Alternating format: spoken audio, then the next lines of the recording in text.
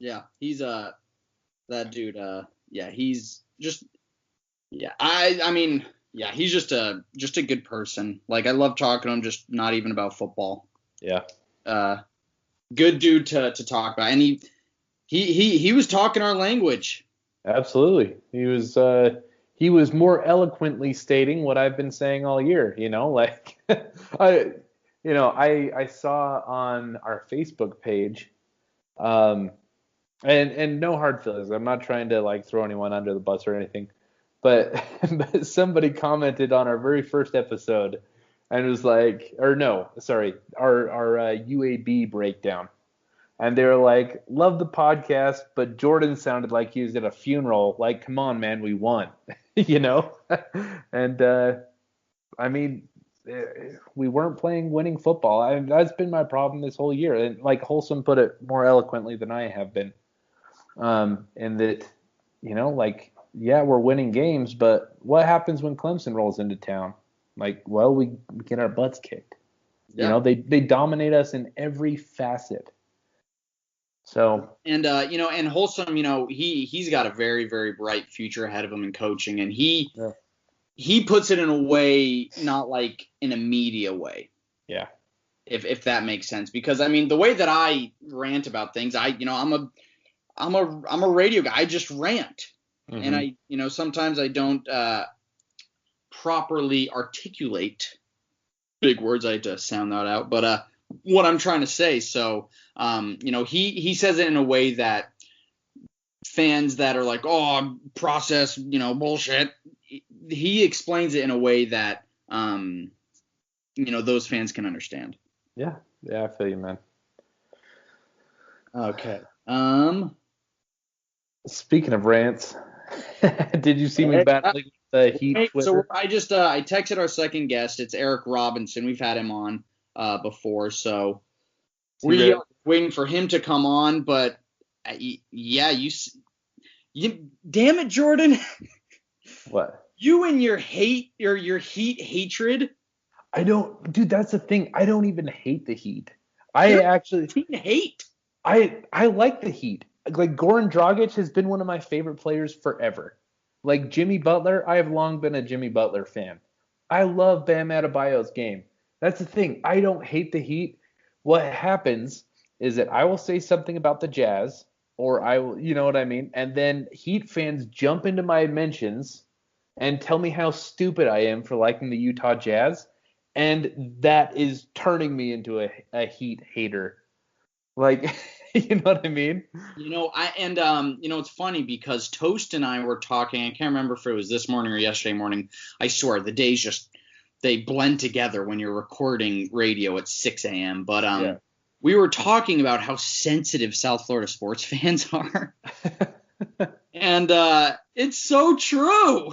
Yeah. Well, here's my thing that pisses me off because I have all the time. People are telling me that Bam was better than Rudy last year. And don't get me wrong.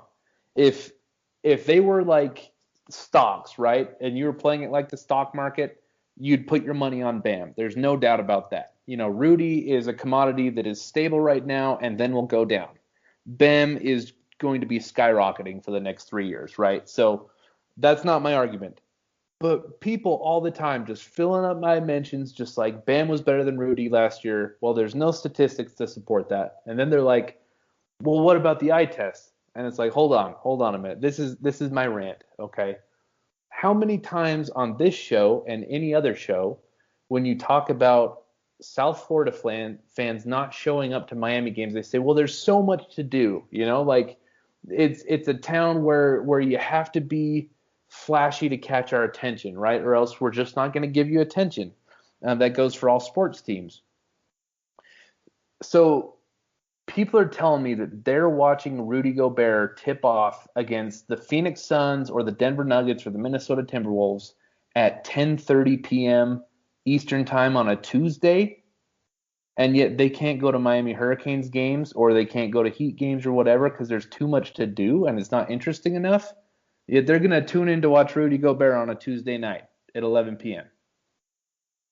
Yeah. Like, do you get where I'm going with that? I mean, now living in Florida, hell no, I'm not staying up to like. I love the Jazz. Like Yeah. depending on the day, I'll stay up late and watch them. But And most people are. Yeah, I completely understand what you're saying. yeah, and that's my big gripe. That's what I'm so frustrated about is people are telling me like, oh, Rudy sucks. All he does is guard the rim. It's like, well, you've actually never watched him. So, his offensive win shares are like sixth highest in the NBA. And I'm not saying he's the sixth best offensive player, but clearly, like where there's smoke, there's fire, right? It means that he clearly does stuff on offense. So, Well, I think they're both. I feel like they're a little different.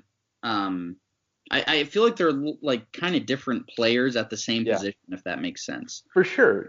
I mean, it's not even a big deal. I was just frustrated today. It's not even a big deal. Like Bam is incredible. Like Heat fans should feel so lucky to have him. He's only going to get better. He has a legitimate chance to become a top 10 NBA player. You know what I mean? Like he'll probably be. I mean, the center position honestly is fairly weak, especially if you're not counting Anthony Davis as a center. Yeah, like the true center position. Yeah, the true center position. That's like Jokic and Gobert and Embiid and Bam. Like Bam will probably be on an all NBA team at the center position, especially if they stop counting Anthony Davis for a really long time. So it's not a knock. Well, he sure as hell better live up to all this because he just signed he just signed the most lucrative contract in Miami Heat history. Well, I mean, honestly, like he deserved it right now. I mean, he got a max, and that's his market value. He's already a great player.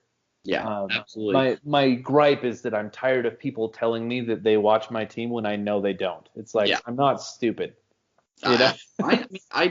I know, man. I know. I mean, people probably watch the Lakers or something like that, but the Jazz get no respect, and it's very, very sad. Yeah, there's no way that you're watching the fourth quarter of a Jazz game at 1 a.m. Eastern time on a weekday. Especially when they only get like 2 ESPN games a year. Yeah. And, dude, that's another thing, too, is I have people, saying like, I was like, they were one bucket away from beating the Nuggets. Because people say, oh, they lost in the first round, whatever. Okay, we were one bucket away from beating the Nuggets in 7 games. Okay, and that was without our second best player on offense. And they're like, oh, yeah, but the Nuggets were missing Will Barton. Okay, I'm going to give you some stats, Marsh. I'm sorry for ranting. No, you're good. There was only 20 players in the NBA last year that played over 2,000 minutes, that had 25% usage rate, and had 20 points per game. And one of them was Bojan Bogdanovic, who the Jazz were missing in the bubble. And so you're going to tell me that he's Will Barton? Well, guess what? Will Barton's like the seventh or eighth guy for the Denver Nuggets. Like, you can't miss. Dude, Bojan Bogdanovic averaged more points per game than Jimmy Butler last year. Yeah. So, like, don't tell me about losing in the first round. It's just, it's ignorant. It's ignorant. Exactly. Okay, Eric's ready for us. He just called. All right, let's get him on. Okay. What's going on, guys? Eric, what's up, man? Sorry about that. I was ranting about the Utah Jazz when you called. So sorry about that, bro. No problem at all. Eric, what's going on, man? How you been? Been pretty good, man. Been missing some Miami football, but glad we get a chance to get that back this weekend. Absolutely. Okay, I gotta ask you because I know. So for those of you who don't know, Eric's a huge Canes fan. He also covers the Falcons for SB Nation. Mm-hmm. What happened last week? Like, where did that come from? You know what? 3-6 win. I think it's a bunch of guys in the locker room that know that the future is not as clear and transparent as they want it to be. So you got a bunch of guys out there that are just playing. Guys that are wanting to prove themselves, guys that are wanting to show that they want to be back for 2021. This team, the Falcons, are playing much differently now with Raheem Morris than they did with Dan Quinn. And it's like night and day. It's incredible, especially on the defensive side of the ball. That was a really, really good Las Vegas offense that they put, handcuffs on, and they held them to 6 points. And this was a Raiders offense that scored 31 plus points over the past 3 games. And I think it was 4 of their last 5 as well. But, this Raiders team is still a good team. I still think they're going to sneak into a wild card spot, but they ran into a buzzsaw last week. I think they kind of took the Falcons lightly a little bit. Yeah, yeah, a little bit. So, and I also wanted to ask you this. In the latest mock draft I saw, it has the Falcons taking Gregory Rousseau at either 10 or 11. Yes. How would you feel about that? Oh, man, that would be like Christmas. Of course. Because, it's the Falcons getting an edge rusher, which they desperately need, and they're getting an edge rusher from the factory that is the U. The one concern with Russo, and I think you guys would share this sentiment, he's still a baby when it comes to the position. I think he only has 14 career games under his belt.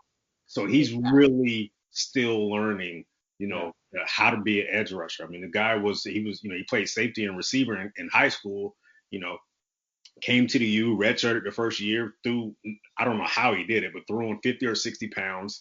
And then he, finally started playing edge rusher. And then, he had that breakout year, of course, but he's still learning the nuances of the position. So I think he's worthy of a possible top 10, top 15 pick at worst. He's getting a lot of Myles Garrett comparisons, and I see it.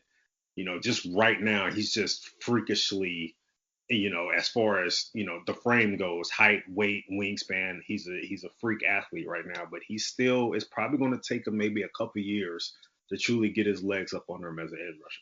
Well, and I was talking about that today on my radio show. I feel like it really would have benefited Rousseau to play this year.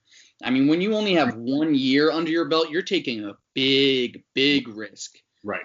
In opting out. But okay, so especially when you're still, transitioning from another position. It's not like he played edge rusher, through high school. Like he's literally learning this position on the fly. So he's kind of just like a project player in a way. But okay, so the Canes are finally back on Saturday after 3 weeks of no football. A lot of people. Our first guest was he's nervous, and a lot of Canes fans are very nervous about this game, and rightfully so.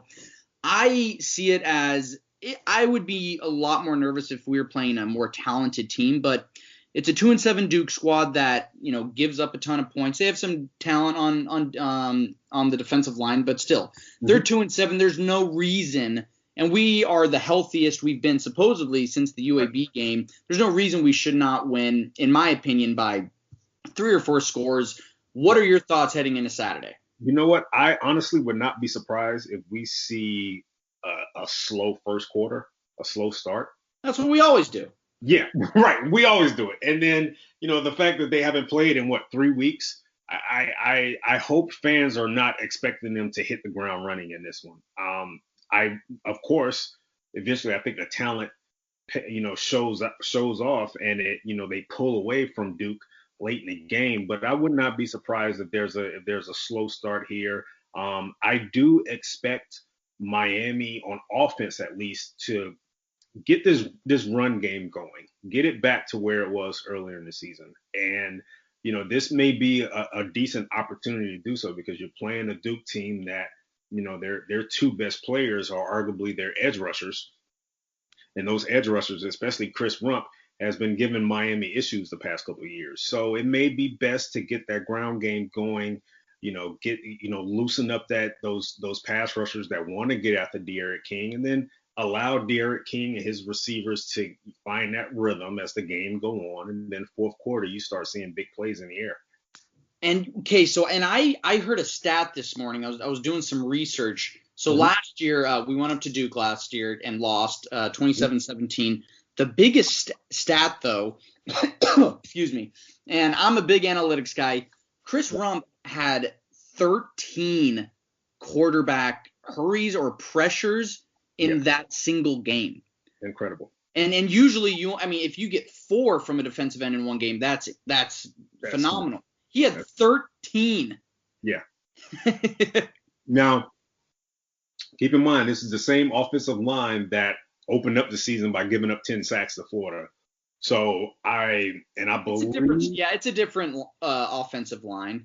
Well, yeah, I'm talking about from that game when Rump had that big game, it was the same